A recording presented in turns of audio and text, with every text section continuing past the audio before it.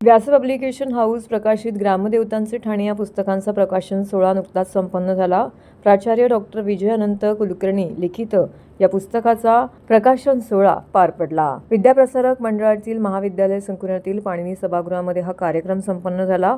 पुरातत्व शास्त्र आणि भारतीय विद्यातज्ञ शुभांगना आत्रे, त्याचबरोबर स्वागताध्यक्ष डॉक्टर विजय बेडेकर तसेच प्रकाशक संचालक व्यास पब्लिकेशन हाऊसचे निलेश वसंत गायकवाड यांच्या उपस्थितीमध्ये हा प्रकाशन सोहळा संपन्न झाला। यावेळी मोठ्या संख्येने विद्यार्थी वर्ग आणि मान्यवर मंडळी येथे उपस्थित होते।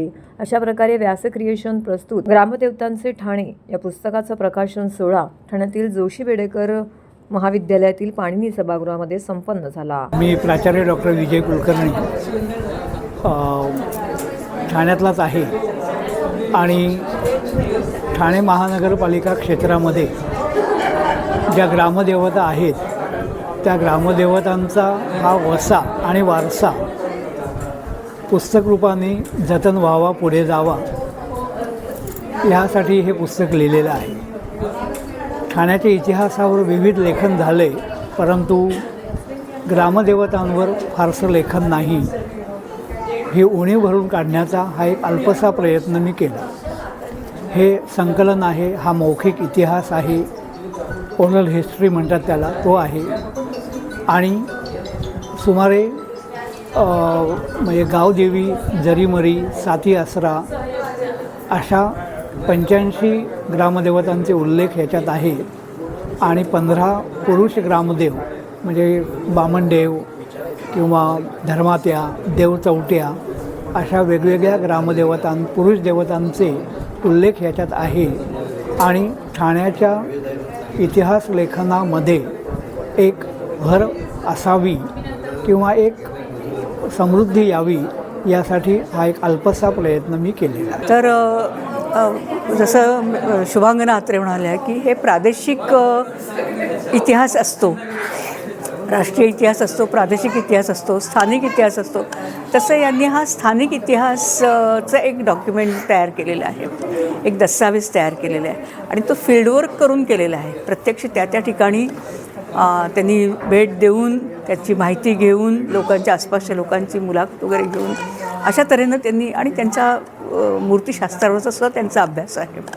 तर अशा तऱ्हेचं काम करणं हे याला खूप चिकाटी लागते आणि संशोधनाची एक दृष्टी लागते आणि ती सगळी संकलित माहिती ही अतिशय सुव्यवस्थितपणे, जसं आपण म्हटलं की इतिहास लेखनशास्त्राच्या तत्वानुसार ते लिहिलेलं आहे। आज ग्रामदेवतांचे ठाणे हे पुस्तक प्रकाशित करत असताना अगदी अत्यानंद होतो आहे। हे मी माझं भाग्य समजतो की ठाण्यातल्या ग्रामदेवतांवर जे पुस्तक प्रकाशित होतं आहे हे प्राध्यापक प्राचार्य विजय कुलकर्णी यांनी लिहिलेलं आहे आणि ते प्रकाशित करण्याचं भाग्य व्यास पब्लिकेशन हाऊसला मिळालं आणि वितरण व्यास क्रिएशनला करायला मिळालं। ह्याच्यातच आमचं भाग्य आहे, कारण मी मूळ ठाणेकर, जन्मापासून ठाणेकर आणि ठाण्यातल्या ह्या देवतांबद्दल मला कायमच काही ग्रामदेवतांबद्दल कुतूहल होतं, यांची नावांबद्दल कुतूहल होतं आणि नेहमीच वेगवेगळ्या मंदिरात वगैरे जात असताना जरीमरी आई, मरी आईचं मंदिर, साती आसरा मंदिर किंवा अशी वाघजाई मंदिर, अशी वेगवेगळी नावं घेत असताना हे नेमकं का नाव पडलं असेल, तर मग नेमकं हे पुस्तकच आमच्याकडे आलं। हे पुस्तकात ह्या सगळ्या रूढी, परंपरा, ही नावांची नेमकं कशी पडली ह्याच्याबद्दलची सविस्तर माहिती यातून मिळते। ठाणे परिसरातील सर्व मंदिरं आणि त्याची परंपरा यातून हे पुस्तक छानपैकी साकारलेलं आहे। समस्त ठाणेकरांसाठी एक आगळं वेगळं ऐवज या निमित्ताने उपलब्ध करून देण्यात व्यास क्रिएशनला निश्चितच आनंद आहे।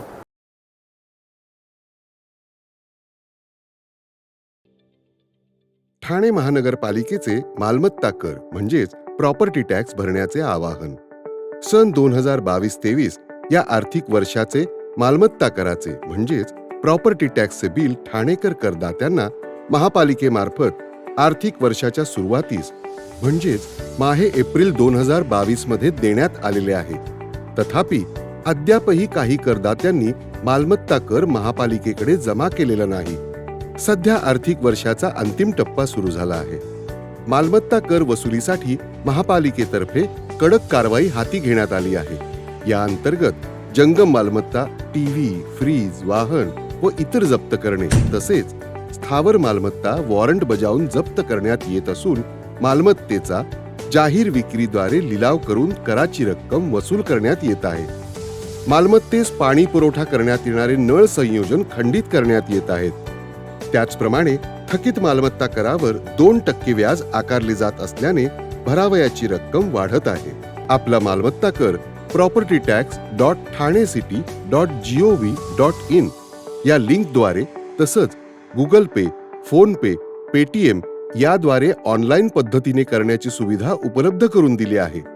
शनिवार, रविवार व सार्वजनिक सुट्टीच्या दिवशी नागरिकांना मालमत्ता कर भरणे सोयीचे व्हावे याकरता महापालिकेचे मालमत्ता कर संलग्न कार्यालय या दिवशी कार्यान्वित ठेवण्यात आलेले आहे. तरी मालमत्ता कर वसुलीची अप्रिय कारवाई टाळण्याच्या दृष्टिकोनातून मालमत्ता कर भरून महापालिकेस सहकार्य करावे. धन्यवाद.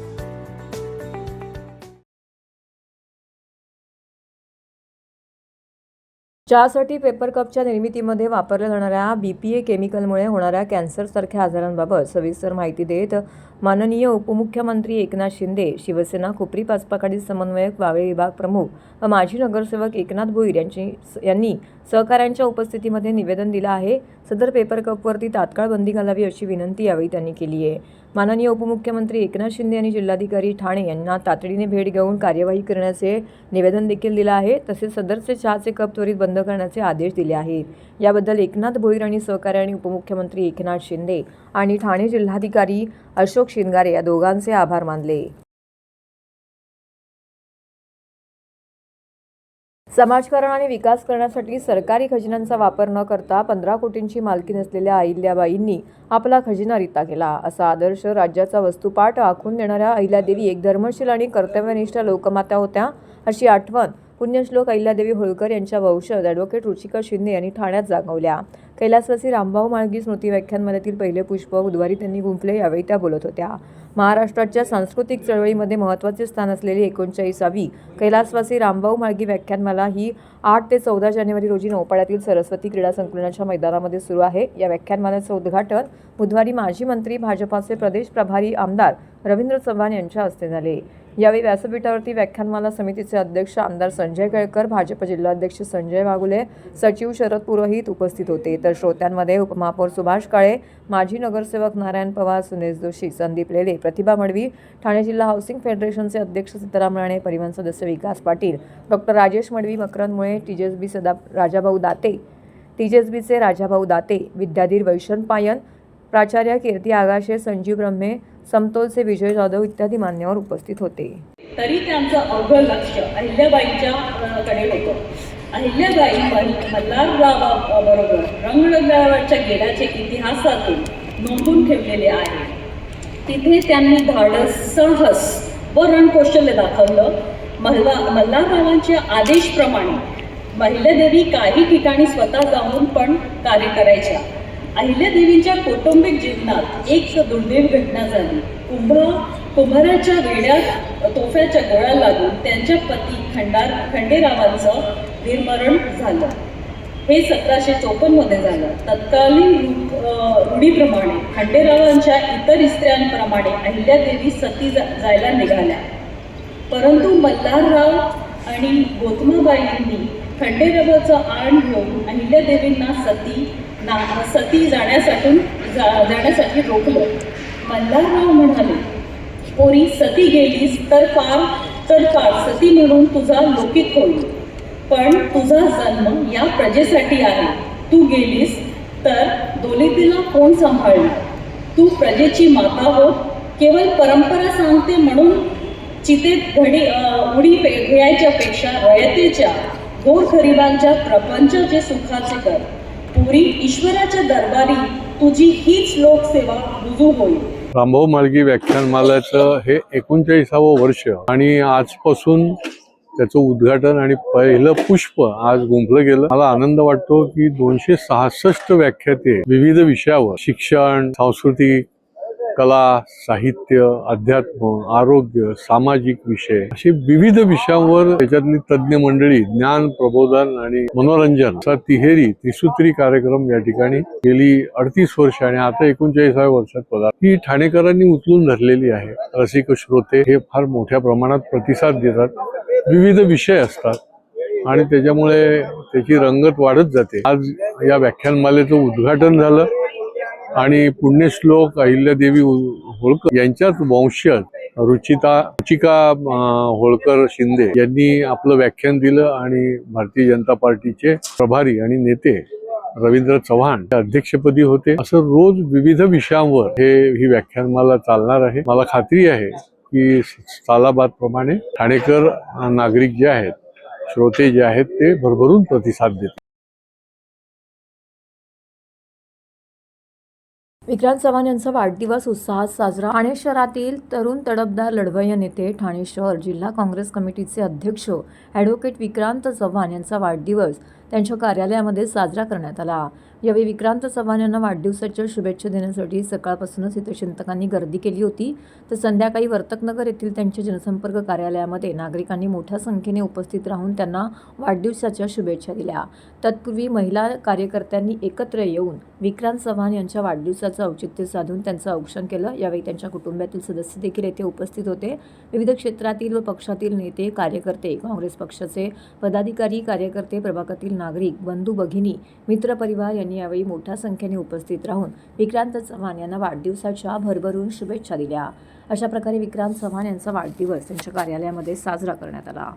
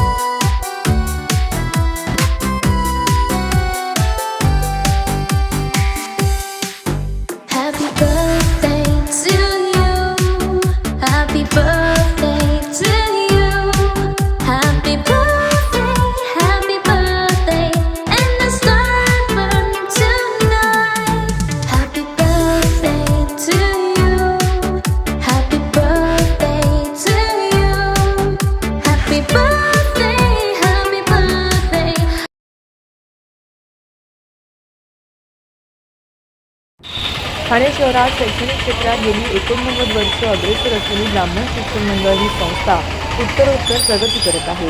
मंडळाच्या वीर सावरकर पथ येथील ज्ञानानंद स्कूल आणि junior college of science and कॉमर्सला ICSE बोर्डाची मान्यता मिळाली असल्याची माहिती एका पत्रकार परिषदेत मंडळाचे चिटणीस केदार जोशी यांनी दिली.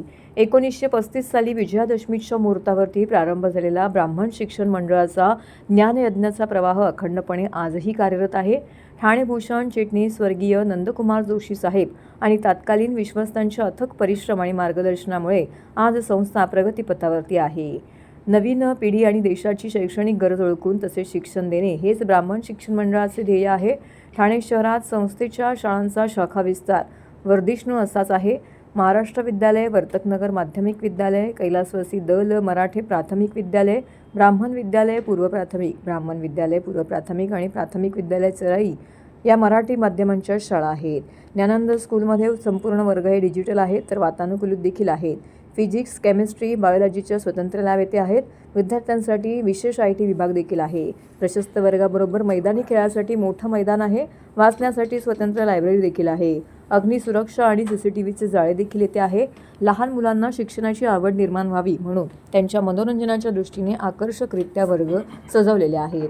संस्थेच्या अध्यक्षा नमिता सोमन, उपाध्यक्ष श्रीराम देव, खजिनदार सुभाष लिंबळे, विश्वस्त हेमंत दिवेकर आणि संस्थेचे सर्वच पदाधिकारी यांच्या मार्गदर्शन आणि प्रेरणेमुळे ब्राह्मण शिक्षण मंडळ शैक्षणिक क्षेत्रात उत्तम कार्य करत आहे.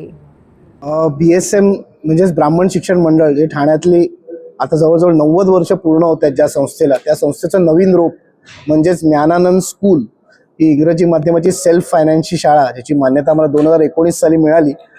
ती आम्ही शाळा उघडली होती कारण आम्हाला ICSE बोर्डाची एक शाळा सुरुवात करायची होती. तर ते आमचं ध्येय पूर्ण झालं आहे आणि आम्हाला 2024 मध्ये 2025 साली 9वीचा प्रवेश घेण्यासाठी CISCE काउन्सिल म्हणजेच ICSE बोर्डाचं ॲफिलिएशन मिळालेलं आहे.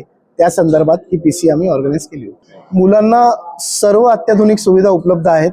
कंप्लीट डिजिटल एज्युकेशन आहे. एका वर्गात 40च मुलं असणार आहेत. संपूर्णपणे वातानुकूलित या वर्गखोल्या असणार आहेत. डस्ट फ्री एन्व्हायरमेंटमध्ये आपण यांना शिकवणार आहोत आणि सर्व उत्तम शिक्षक आणि ICSE बोर्डाचं जे सुंदर करिक्युलम आहे त्या करिक्युलमचं काटेकोर पालन करून आपण ह्या शाळेचं नाव वाढवणार आहोत.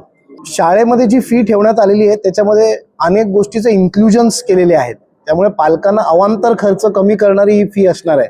त्यामुळे आणि शाळेतनं घरी गेल्यानंतर पालकांना परत एकदा त्यांना अबॅकस क्लासला घेऊन जा, कराटे क्लासला घेऊन जा, स्पोर्ट्सला घेऊन जा, ह्या सगळ्या गोष्टी शाळेतच कशा त्यांच्या करून घेता येतील की जेणेकरून मुलांना एकदा पालकांनी शाळेत सोडलं आणि घरी नेल्यानंतर मुलांना स्वतःवरती लक्ष केंद्रित करण्यासाठी सुद्धा स्कोप मिळणार आहे. आणि ह्या सगळ्या गोष्टी शाळेतच झाल्यामुळे त्यांना अवांतर खर्च पण वाचणार आहे. त्यामुळे ते एकूण एक जर आपण विचार केला तर विद्यार्थ्यांना आणि पालकांना खूप त्रास होईल आणि अशी ही फी नसणार आहे आणि परवडणारीच फी असणार आहे. पालकांना हे आवाहन करीन की तुमच्या घराच्या जवळची शाळा निवडा. मुलांचा कमीत कमी वेळ ट्रॅव्हलमध्ये जाईल याचा विचार करा. मुलगा घरातनं बाहेर पडल्यावरती 20 ते 25 मिनिटात जास्तीत जास्त शाळेत पोहोचला पाहिजे आणि शाळेतनं बाहेर पडल्यावरती 20 मिनिटात घरी पोहोचला पाहिजे. आणि आपलं अजून एक गोष्ट इथे महत्त्वाची आहे की इथे आपल्या जे धार्मिक कर्मकांड असतं, जसं आपण इथे गणपती फेस्टिवल साजरे करतो, आपण एकादशीची मोठी फेरी काढतो. त्यामुळे जरी ICSE शाळा असली तरी आपलं जे धार्मिक कर्मकांडांशी जोडून घेणारे हे ब्राह्मण शिक्षण मंडळ आहे. त्यामुळे त्या सगळ्या गोष्टी सुद्धा इथे शिकवल्या जाणार आहेत. त्यामुळे ICSE बोर्ड हे फॅड असलं असं समजून न चालता इथे कर्मकांड, धर्मकांड आणि सगळ्या गोष्टी सुद्धा शिकवल्या जातील.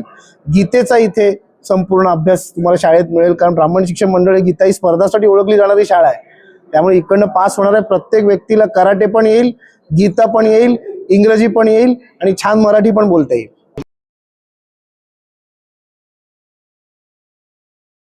उपवन ठाणे येथे संस्कृती आर्ट फेस्टिवल 2025 राजा रवी वर्मा आर्ट गॅलरीचे उद्घाटन.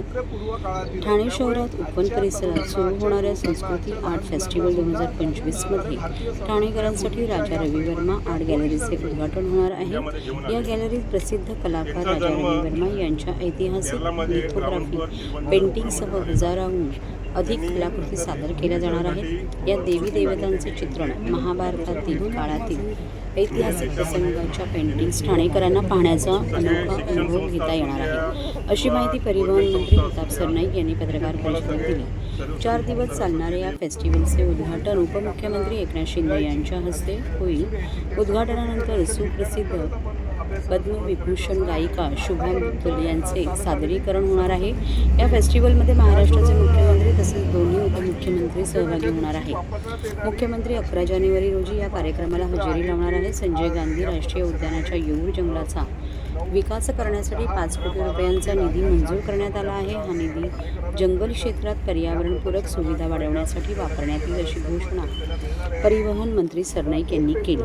ठाणे पर्यटन वाढीसाठी केबल टॅक्सी प्रकल्पाचा प्रस्ताव केंद्रीय मंत्री नितीन गडकरी यांच्यासमोर सादर करण्यात आला आहे. हा प्रकल्प लवकरच मार्गी लावण्यासाठी सर्वेक्षण करण्यात येईल, अशी ग्वाही गडकरी यांनी दिली आहे. संस्कृती आर्ट फेस्टिवल ठाणेकरांसाठी सांस्कृतिक आणि कलात्मक मेजवानी ठरणार आहे.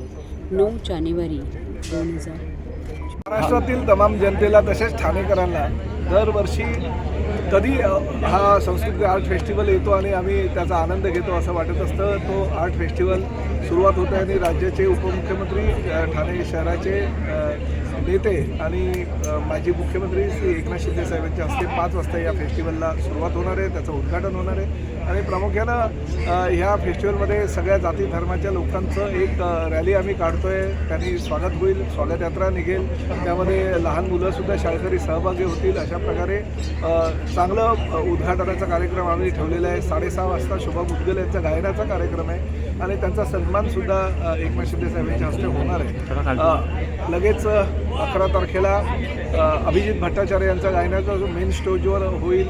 त्याचबरोबर 12 तारखेला जो गुलाबी साडी फेम संजू राठोडे त्यांचा कार्यक्रम गायनाचा होईल आणि 13 तारखेला जे मिका सिंग आहेत त्यांचा कार्यक्रम होईल. असे मोठमोठे कार्यक्रम घेत असताना पद्मश्री, पद्मविभूषण आणि मोठे मोठे कलावंत या आर्ट फेस्टिवलमध्ये सहभागी होऊन आपली कला सादर करतील. प्रामुख्याने तुम्ही त्या ठिकाणी बघितलं राजा रवी वर्मा यांच्या पेंटिंग्स आहेत. आमचे रेड्डी साहेब या ठिकाणी आलेले आहेत. म्हणजे 19व्या शतकातले आणि 1894 पासूनच्या काही पेंटिंग्स या ठिकाणी उपलब्ध होतील. ठाणेकरांना ते बघायला मिळतील, ह्या फेस्टिवलला भेट देणाऱ्यांना ते बघायला मिळतील. अशा प्रकारचा भरगच्च कार्यक्रम आम्ही या ठिकाणी केलेला आहे. 11 तारखेला राज्याचे मुख्यमंत्री भेट द्यायला येणार आहेत, तर 12 किंवा 13 तारखेला अजितदादा पवारसुद्धा या ठिकाणी भेट देतील. त्यामुळे लाखो लोकांच्या उपस्थितीमध्ये हा फेस्टिवल कसा सक्सेस होईल यासाठी आम्ही प्रयत्न करणार आहोत आणि निश्चितपणे जो आनंद दरवर्षी आमच्या सगळ्या ठाणेकर जनतेला आणि या फेस्टिवलमध्ये सहभागी होणाऱ्या जनतेला मिळतो, त्यापेक्षा आनंद द्विगुणित करण्याचा आमचा प्रामाणिक प्रयत्न आहे.